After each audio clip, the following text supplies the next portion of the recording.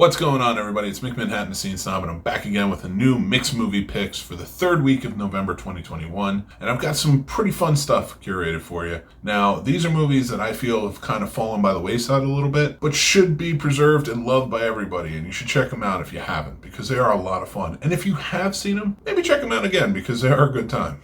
All right, the first movie on the list is big shout out to Dave from the Nerd Box for this one because he kind of reminded me of it just the other day when we were talking. City Slickers from 1991, starring Billy Crystal, Jack Palance, Daniel Stern, and so many more. It's about a group of dads that are kind of hitting a midlife crisis and they want to do something adventurous and feel more like men. So they decide to go out to a cattle ranch out west. They're from New York City. They go out there to experience what it's like to do a cattle drive. And Jack Palance plays Curly, who's a rigid type cowboy, and he takes them under his wing and they have to go on this whole series of adventures and mishappenings. And it's a fun comedy with a lot of heart, and I just really think people would really enjoy it. So if you haven't checked out City Slickers, I definitely go check that out. All right, next up on the list is, I honestly don't know many who have seen this movie, but it's Shakedown from 1988, starring Peter Weller and Sam Elliott. It's sort of a buddy cop film where Weller plays a prosecutor and Sam Elliott is kind of a tough-as-nails police officer in New York City, and they're trying to clean up the corruption in the police force and that are going on with the mafia and everything else, and it just turns into a wild adventure, buddy cop type film. They're a cool pair together, and this is something a little bit different, a little bit edgier, and just kind of different in certain aspects, and I just really kind of enjoy it. It's one that's kind of out there. They go a little bit wild with it at times, but it's a cool one to kind of check out. Next up on the list.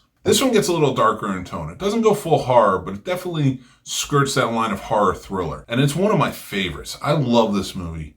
It's Frailty from 2001, starring and directed by the late, great Bill Paxton. It has Matthew McConaughey in it, Powers Booth, and it plays up this really cool idea of this father getting the powers bestowed upon him by God to be able to see demons. And now he has to go out and he has to find the demons in the world that are hidden, and he has to take him out. And his son's along for the ride. One is all about it, trusts his father and goes with him. And then the other one is very skeptical because he can't see it either. And I'm not going to ruin it for you because if you haven't seen it, I really think you should, because this is a truly fantastic thriller type movie.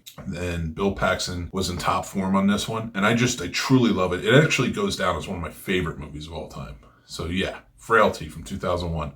Go check it out. Last up on the list. I kind of took a little bit of a break from doing horror. I've gotten to some darker movies in there the past couple of weeks, but with Halloween, I know the fatigue can come with horror, but I wanted to bring it back around a little bit because I know horror fans watch this as well, and I think sometimes you just still need to have some good recommendations of horror. And this is a lesser-known indie film from the 80s. It is a wild bonkers movie, and it's The Mutilator from 1984. Crazy little slasher film about kids on fall break, and you'll understand what I mean when I say that when you watch the movie.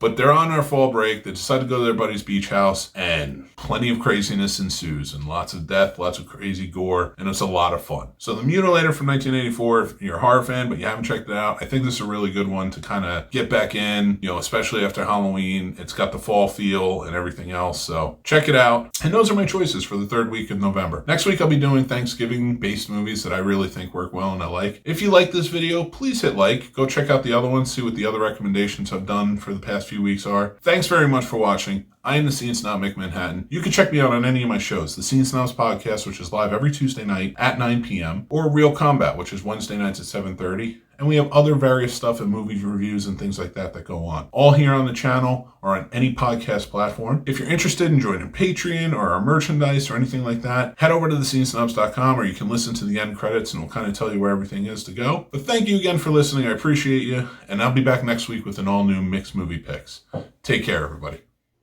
Thanks for watching, everybody. I'm Mick Manhattan, the Scene Snob, and you can check out the Scene Snobs podcast live every Tuesday at 9 p.m. Eastern, or you can check it out on any podcast platform or our YouTube channel anytime after that.